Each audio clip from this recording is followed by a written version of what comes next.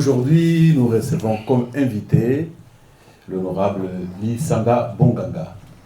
Lisanga Bonganga n'est plus un homme à présenter. Il est dans la politique depuis plus d'un quart de siècle. Et on l'a vu sur plusieurs fronts, même si maintenant il y a un autre front. Et donc aujourd'hui, il va nous donner sa lecture de la situation politique de notre pays aujourd'hui. Aujourd'hui, 1er avril 2016, quand vous comptez bien, il ne reste plus que quelques mois avant la fin définitive du deuxième et dernier mandat du président actuel. Tous les Congolais en ce moment-ci se disent qu'est-ce qui va se passer entre aujourd'hui et le jour où il y aura passation civilisée du pouvoir entre l'entrant et les sortants. Est-ce que tout est prêt? Et la communauté internationale, est-ce qu'elle a un agenda caché ou pas? Tous ceux qui commencent à crier fort, est-ce que c'est eux qu'on attend? Ce sont eux le Moïse du peuple congolais aujourd'hui ou pas? Bref, en cette année 2016, le peuple congolais aura le pouvoir de choisir ses nouveaux dirigeants. Mais c'est un enjeu majeur. Et c'est pour ça que nous accueillons donc l'honorable Lisanga Bonganga. Et au podium, nous sommes avec un représentant d'un de ses alliés, le représentant de l'UDPS Bruxelles, M. Ngoemi Chimichinini. Et donc, voici comment nous allons procéder. D'abord, une disposition pratique. Faites-nous le plaisir d'éteindre vos téléphones ou de les mettre en mode vibreur. Ensuite, il y aura le mot du conférencier. Et après, nous passerons à la phase de questions-réponses avec en priorité les journalistes, bien entendu. Mais nous vous demandons d'être précis, d'être concis. Il n'y a qu'un seul orateur aujourd'hui, c'est lui. Et donc, il ne faut pas commencer une autre conférence. Si vous prenez la parole, vous avez le micro. En 30 secondes, vous posez la question, il répond. Et comme ça, on donne la possibilité à beaucoup de gens de pouvoir intervenir, de telle sorte que le temps que nous avons pris pour cette salle puisse être rentabilisé. Eh bien, Monsieur Lisanga Bonganga, vous avez la parole pour votre point de presse. Nous tenons d'abord à vous remercier au nom du Front du Peuple. Front du Peuple, force politique et sociale, alliée du président Étienne Tshisekedi. Mesdames et messieurs de la presse, distingués invités, en ce moment où le royaume de Belgique et l'Europe sont en deuil, notre pensée va particulièrement aux victimes des attentats macabres et abjects qui ont frappé Bruxelles dans la journée du mardi 22 mars 2016. À toutes ces victimes de l'intolérance, à toutes ces victimes du fanatisme religieux, à toutes ces victimes de l'islamisme radical et du terrorisme islamiste, le ciel vous sera reconnaissant d'observer en leur mémoire une minute de silence. Je suis Bruxelles. Nous sommes tous Bruxelles. Et Bruxelles reste debout. Et nous vous remercions. Mesdames et messieurs de la presse, distingués invités, nous vous saluons et vous remercions d'avoir répondu à notre invitation pour notre point de presse de ce jour. L'année 2016 s'est annoncée comme l'année de tous les enjeux. On sait qu'elle peut être un risque ou un espoir. L'espoir serait de voir le président Joseph Kabila à la fois permettre en novembre de cette année la tenue des élections crédibles et apaisées et organiser le 19 décembre de cette même année la passation pacifique des pouvoirs avec son successeur le mieux indiqué. Comme vous l'aurez imaginé, n'est personne d'autre que le président Étienne Tshisekedi, le candidat du peuple. Mesdames et messieurs de la presse, un tel sursaut républicain, s'il avait lieu, permettrait au président Joseph Kabila de sortir par les hauts et l'histoire aurait retenu à jamais son nom. À 240 jours de novembre 2016, le compte à rebours pour les élections 2016 qui a ainsi commencé nous éloigne de cet espoir et nous installe dans le risque de voir le président Joseph Kabila en fait définitive de son mandat n'est pas organiser l'alternance démocratique, violant ainsi intentionnellement la Constitution et par conséquent devenant les comptables de ce parjure et devant le peuple et devant l'histoire. De tout ce qui précède, se dégagent les 4 parties de ce point de presse, ainsi respectivement intitulés. Premier point, le président Étienne Tshisekedi, leader politique, visionnaire et constant. Deuxième point, la Commission électorale nationale indépendante, CENI en sigle, et la Cour constitutionnelle au service du pouvoir politique en place. Troisième point, la palinodie coupable de la dynamique de l'opposition politique de Vital Kamerhe Wakanyangine et consorts et le G7 de Charles Mwando Simba et compagnie. Dernier point, les appels du Front du Peuple. Première partie. Le président Étienne Tshisekedi, leader politique, visionnaire et constant.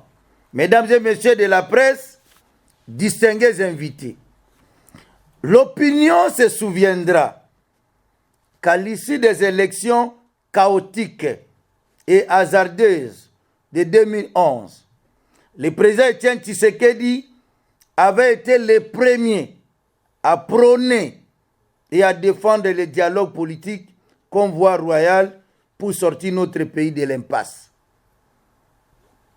C'est dans la feuille de route de l'IDPS pour la sortie des crises, publiée le 14 février 2015, que le président Étienne Tshisekedi a exposé sa vision du dialogue politique. Il s'agit pour le président Étienne Tshisekedi d'un dialogue politique transparent et inclusif, conduit par la médiation des Nations Unies et respectueux de la Constitution et des délais constitutionnels et tirant son fondement dans l'accord cadre d'Addis Abeba du 24 février 2013 et des 2 résolutions subséquentes du Conseil de sécurité des Nations Unies, c'est-à-dire le 2098 et le 2211. Disposition de nouveau reconfirmée par le même Conseil de sécurité des Nations Unies dans sa nouvelle résolution 2277, votée à New York le 30 mars 2016. Mesdames et messieurs de la presse, distingués invités, visionnaire et charismatique, le président Étienne Tshisekedi, qui n'a jamais trahi ni son combat politique, ni ses convictions, ni son peuple, s'est révélé de tous les temps comme un leader politique constant, comme un leader politique courageux et pugnace. Deuxième partie. La Commission électorale nationale indépendante, CENI en sigle, et la Cour constitutionnelle au service du pouvoir politique en place. Mesdames et messieurs de la presse, le fait que le mode de désignation des membres du bureau de la CENI soit politisé et fondé sur des considérations partisanes empêche cette institution d'appui à la démocratie de travailler en toute indépendance, en toute neutralité et en toute impartialité, et par conséquent n'a pas été capable d'assurer des élections libres, démocratiques et transparentes. Cette condamnation de la CENI vaut autant pour la Cour constitutionnelle. C'est elle, la Cour constitutionnelle, par la Cour suprême de justice interposée, qui valida les résultats provisoires des élections proclamées par la CI en 2006 et la CENI en 2011. La CENI, qui n'a été que le levier de la tricherie et des fraudes massives ayant entaché les élections de 2006 et 2011, fait preuve aujourd'hui pour n'avoir pas respecté les cycles électoraux d'une défaillance criante dans l'exécution de ses missions. C'est pour toutes ces raisons que l'UDPS, les principaux partis de l'opposition politique congolaise et ses alliés considèrent que la CENI et la Cour constitutionnelle ne peuvent plus se poser en interlocuteur crédible et impartial. La preuve par neuf des irrégularités funestes tant décriées dont les chefs de la CENI avaient été apportés de façon claire et précise dans l'exposé des motifs de la loi numéro 015/001 du 12 février 2015, modifiant et complétant la loi numéro 06/006 du 9 mars 2009 portant organisation des élections présidentielles, législatives, provinciales, urbaines, municipales et locales, telles que modifiées par la loi numéro 11/003 du 25 juin 2011. Mesdames et messieurs de la presse, distingués invités, comme si cela ne suffisait pas, par l'arrêt controversé de la Cour constitutionnelle sur les fameux commissaires spéciaux, M. Corneille Nangaa, président de la CENI, en mission aux États-Unis, s'est fait fort de son côté, de son désir de vouloir saisir la Cour constitutionnelle, dans le but d'obtenir le glissement du calendrier électoral au-delà des délais constitutionnels. Au terme des dispositions pertinentes des articles 161 et 162, le président de la CENI n'a ni qualité, ni compétence pour saisir la Cour constitutionnelle et de surcroît, il ne revient en aucun cas à la Cour constitutionnelle d'autoriser cette violation de la Constitution sans qu'elle ne se rende coupable de félonie. La sortie pernicieuse des routes du président de la CENI, faite pour servir le pouvoir en place, n'a d'autre qualification qu'une violation sournoise de la Constitution, ce qui les rendrait responsables des forfaitures. Troisième partie. La palinodie coupable de la dynamique de l'opposition politique de Vita Kamere Wakanyangingine et consorts et les G7 de Charles Mwando Simba et compagnie. Mesdames et messieurs de la presse, distingués invités, la dynamique de l'opposition politique et les G7, jadis dont la majorité présidentielle MP, avait été parmi les artisans majeurs de toutes les stratégies pernicieuses destinées à saper notre régime constitutionnel, socle de notre nouvel ordre politique, acquis au prix d'énormes sacrifices.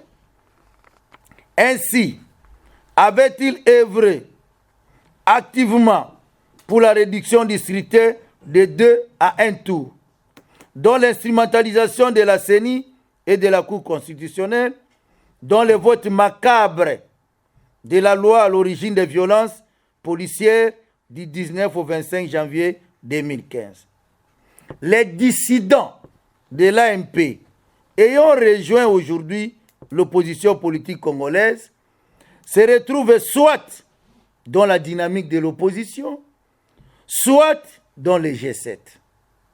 Mesdames et messieurs de la presse, distingués invités, la dynamique de l'opposition s'est opposée à la vision du dialogue politique selon le président Étienne Tshisekedi, entraînant aussi les G7. Les faux alibis arguent est que le dialogue politique tel que prôné et défendu par le président Étienne Tshisekedi conduirait au non-respect des délais constitutionnels, donc glissement du président Joseph Kabila. Dès lors, la dynamique de l'opposition politique s'était résolument inscrite dans la version du dialogue politique dite tripartite, qui réunirait au siège des CENI 3 composantes, à savoir la majorité présidentielle, la dynamique de l'opposition et la CENI, position sur laquelle les G7 ayant rejoint l'opposition politique s'étaient littéralement alignés.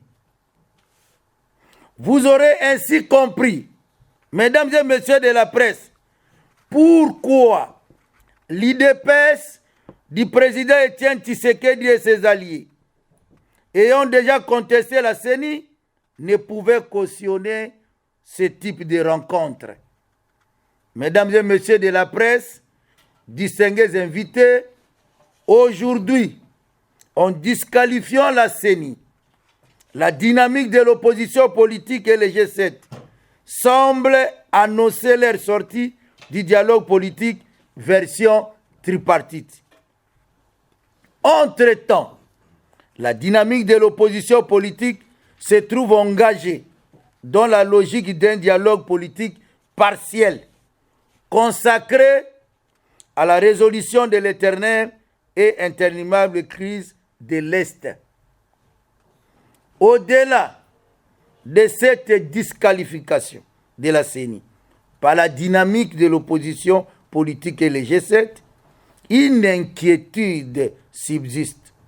Et plus fondamentalement, une interrogation sur la motivation réelle de la position de la dynamique de l'opposition et des G7, qui doit encore prouver la sincérité de sa démarche en rejoignant l'opposition politique congolaise, incarnée depuis toujours par le président Étienne Tshisekedi.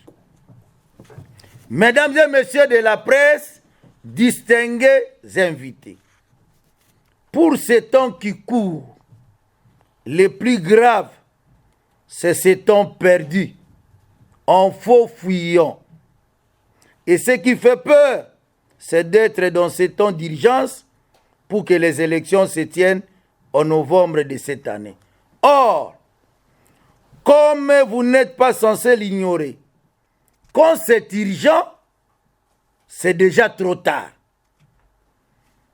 S'étant déjà opposé au dialogue politique, selon la version du président Etienne Tshisekedi, et ayant rompu avec le dialogue politique version tripartite, la seule et unique alternative qui s'offre aujourd'hui à la dynamique de l'opposition et au G7, ce sont des concertations politiques bis, version du dialogue politique selon le président Joseph Kabila.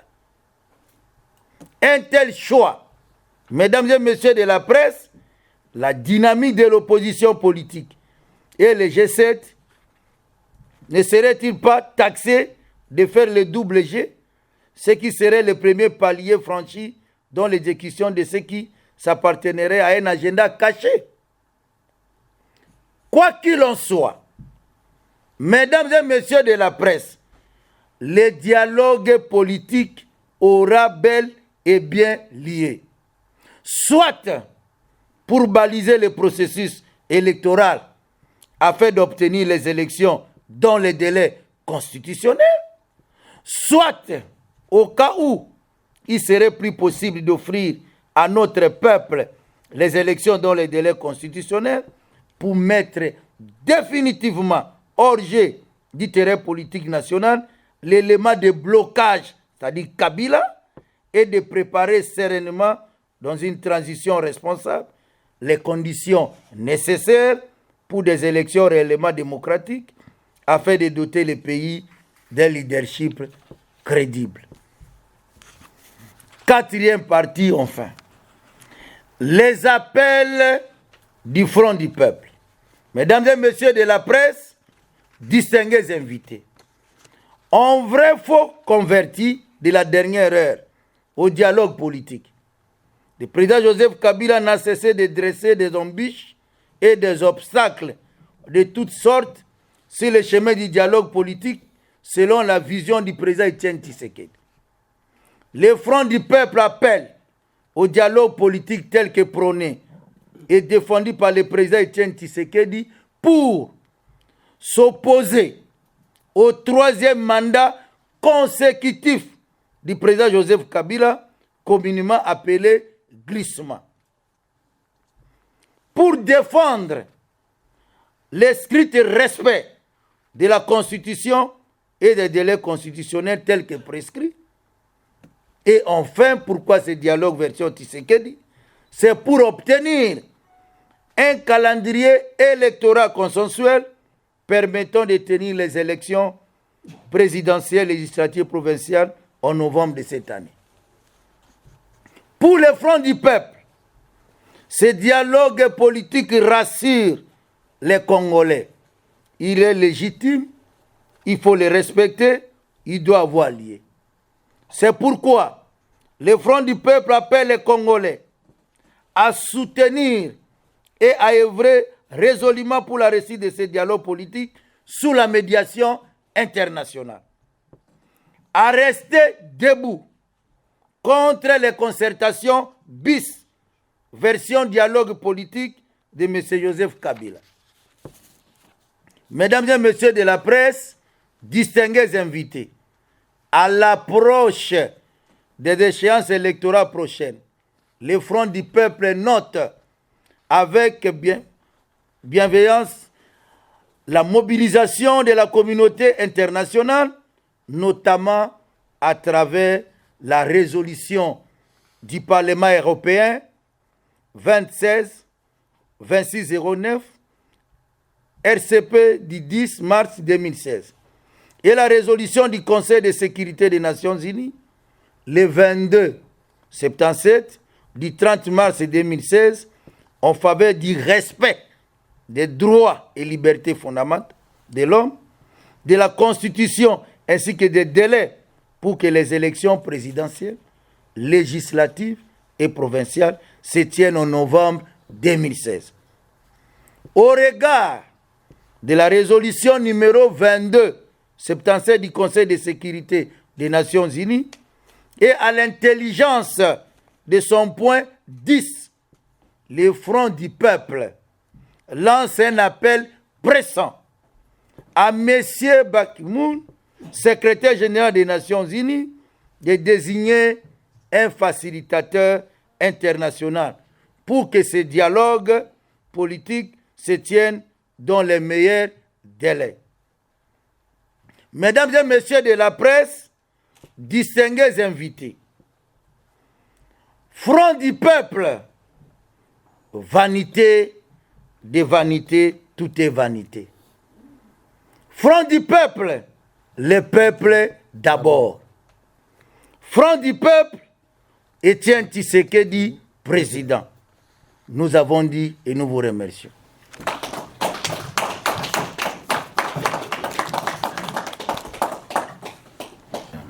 Au cas où il n'y aurait pas les élections, quelles sont les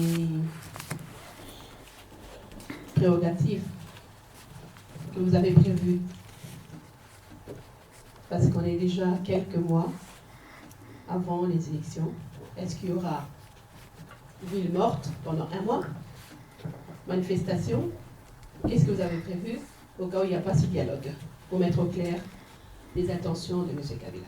La première préoccupation est que nous voulons à ce qu'il y ait des élections dans les délais. Raison pour laquelle, dans l'affaire des routes de l'IDPS, fait des routes soutenues par les alliés, nous disons, nous voulons les élections dans les délais constitutionnels. Et il y a des gens qui ne comprenaient pas au départ, les visionnaires Étienne Tshisekedi, qui pensaient qu'il avait demandé un dialogue en l'air. Ce n'est qu'après que les gens commencent maintenant à comprendre que ce type de dialogue est différent des autres types de dialogues qu'on a demandé.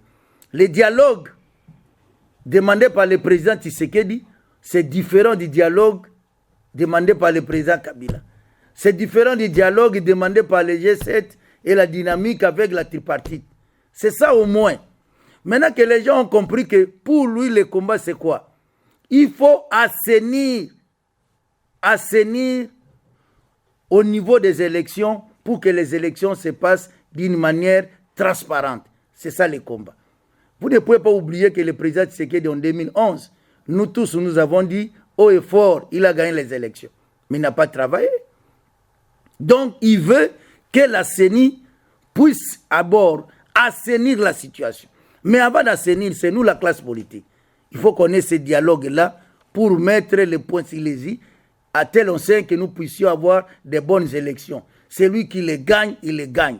Comme c'était en 2011, on gagne les élections et on dit c'est une autre personne qu'on proclame. Alors, qu'est-ce que nous allons faire? D'abord, c'est ça d'abord. Nous voulons qu'on respecte la Constitution. Et nous voulons, du côté de l'IDPS, ses alliés, demander à la communauté internationale d'exercer plus de pression sur le pouvoir de Kinshasa pour que les élections s'organisent dans les délais constitutionnels. Ça, c'est d'abord notre premier combat. Mais s'il arrivait, au pire qu'il n'y a pas ces élections-là, mais nous l'avons dit clairement, c'est-à-dire, M. Kabila, il sera dans le cas de l'empêchement définitif, parce qu'il aura déjà atteint les 2 mandats. C'est l'empêchement définitif. Donc, tout ce qu'il peut faire, c'est comme ça s'est passé en Haïti ou ailleurs, de dire que, en tout cas, je laisse les choses continuer. Ou si, dans l'hypothèse qu'on peut avoir une transition, alors on aura une transition sans lui, parce qu'il aura servi de blocage pour qu'on ne puisse pas avoir des élections dans les délais constitutionnels. Donc, madame, voilà notre position, qui est une position plus forte que ce que vous dites des villes mortes, tout ça. Ça, ce sont des actions. Et ces actions-là, nous continuerons toujours à les faire. C'est ça le problème. Bien, élevé la deuxième question de Marc Tabou. À propos de... Enfin, il voulait avoir votre avis par rapport à la désignation de M. Moïse Katumbi comme candidat, alors que vous aussi, vous avez un autre, MLC, etc., etc. Vous voulez avoir notre point de vue parce que le G7 vient de désigner Moïse Katumbi comme candidat. 3 éléments importants. Premier élément, nous vous avons dit que le combat de l'IDPS et de ses alliés, c'est d'abord d'assainir la situation au niveau de la CENI, au niveau électoral. C'est notre combat. Raison pour laquelle nous demandons ce dialogue sous la médiation internationale. Ça, c'est d'abord notre priorité. Deuxième, vous avez suivi que le G7 a désigné Moïse Katumbi. Et nous, les alliés, les Front du Peuple, nous disons, mais ça, c'est le candidat du G7. Mais Étienne Tshisekedi, c'est le candidat du peuple. C'est ça la différence. D'un côté, il y a les candidats désignés par les G7, sans oublier qu'à l'opposition, il y a au moins 4 groupes importants. Il y a les G7, il y a la Dynamique, qui va aussi continuer à désigner ses candidats. Il y a aussi, nous, les Front du Peuple, nous soutenons les candidats du peuple, qui s'appelle Étienne Tshisekedi.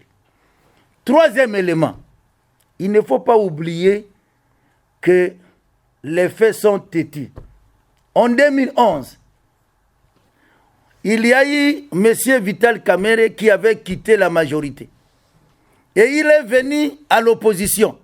Dans les mêmes circonstances, quand nous nous retrouvons à Fatima pour désigner Étienne Tshisekedi candidat commun, c'est à ce moment-là qu'ils disent non, nous allons aller dans notre groupe pour désigner des candidats. Mais ils n'ont pas désigné un seul candidat. Vital candidat, Kengo candidat, Dr Kachala candidat, Ada Bombole candidat, ils étaient candidats sur candidats.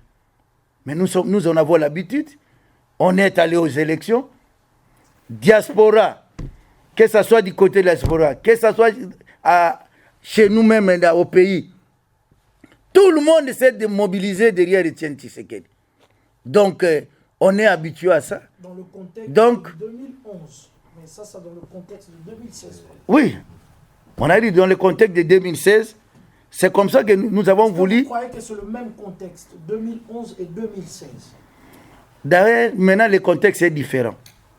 Le contexte est différent parce que le peuple congolais a acquis beaucoup d'expérience. Beaucoup d'expérience. Le peuple congolais a compris qui est qui. Ceux qui quittent Kabila pour venir à l'opposition, comment ça se passe? Les mêmes jeux se jouent toujours de la même manière. Le peuple n'est pas dupe.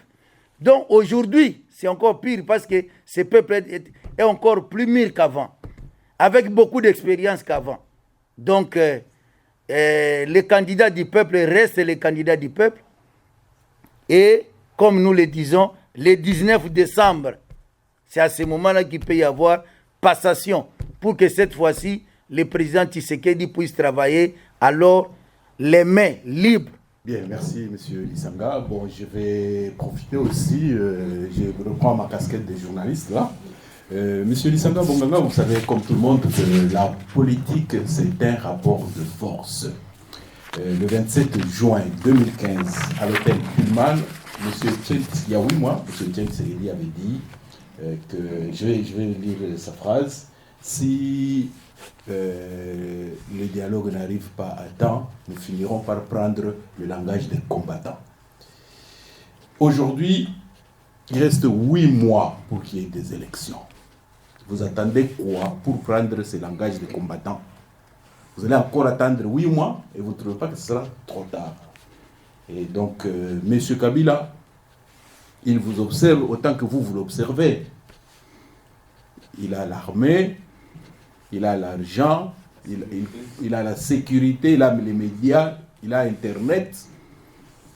Et qu'est-ce que vous pensez faire pour que le 19 décembre, vous constatez qu'il est toujours là, de telle sorte que quand on se réveille le 20, il n'est plus là grâce à vous? Voilà ma question.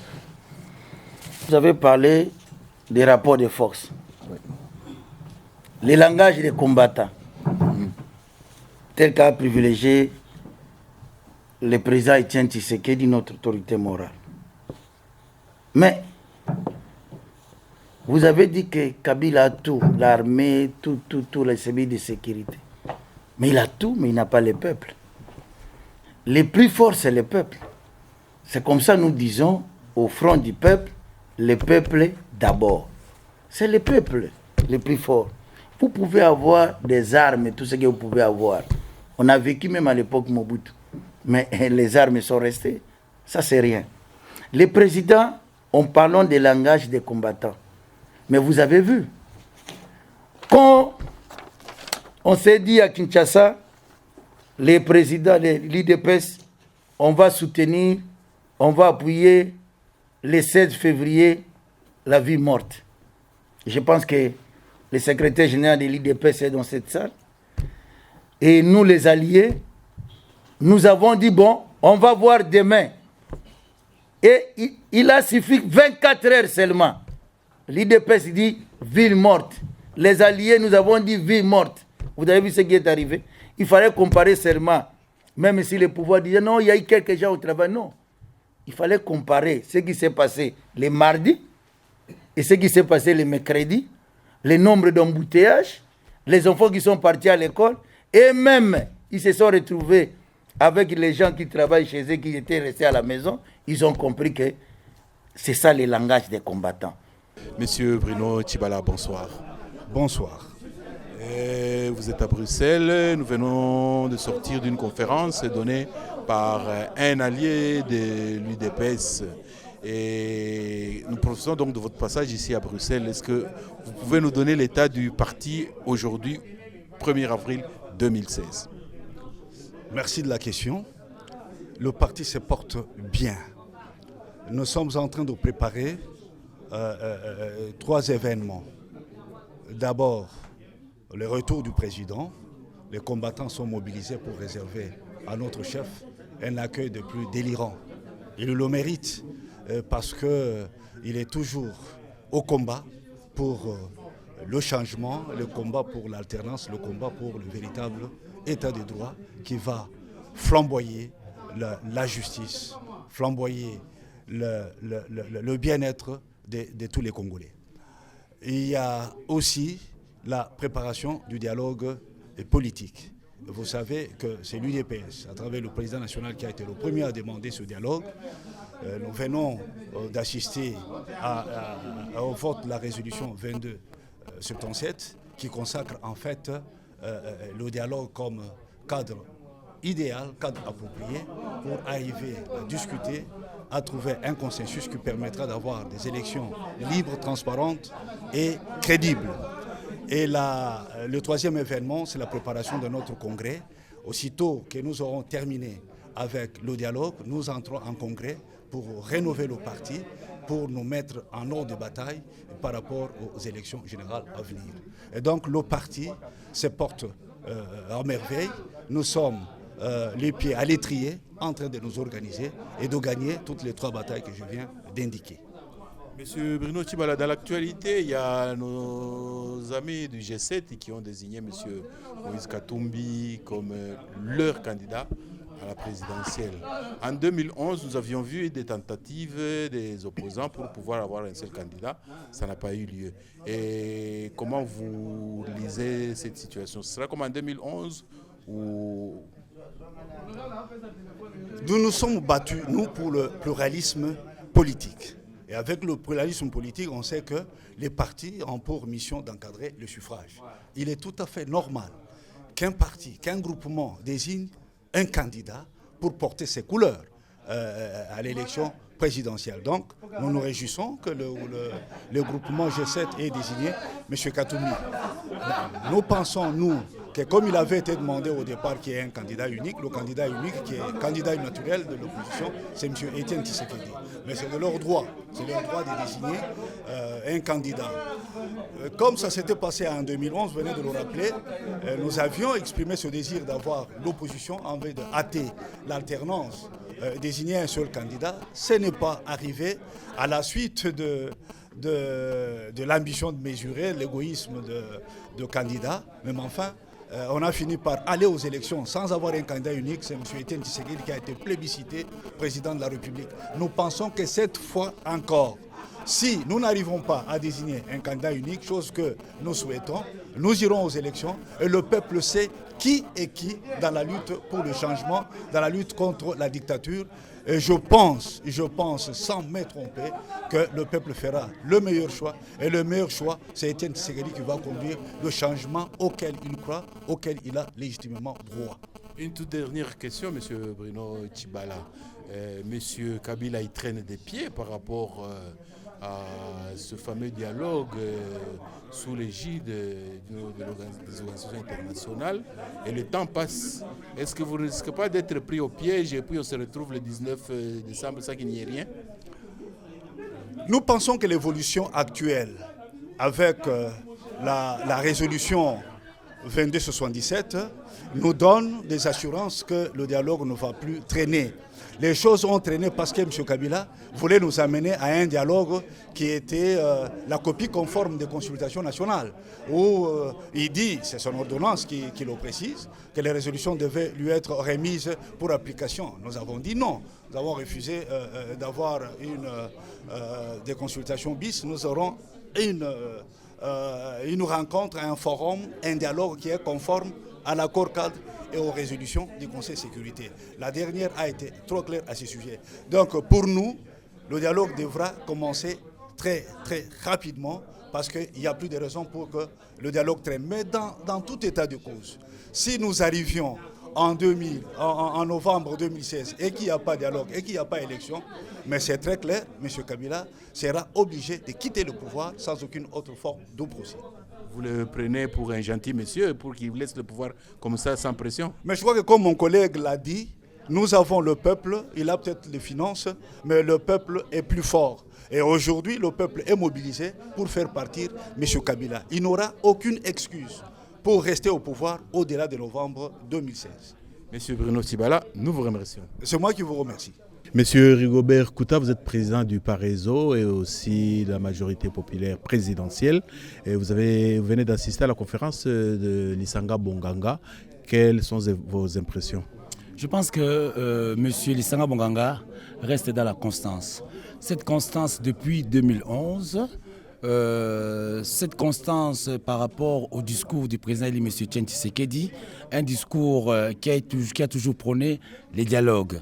La constance, c'est quoi? Que M. Étienne Tshisekedi a été élu président en 2011, il y a eu des problèmes, il y a eu des ratés et des tricheries, et qu'aujourd'hui nous prenons le dialogue.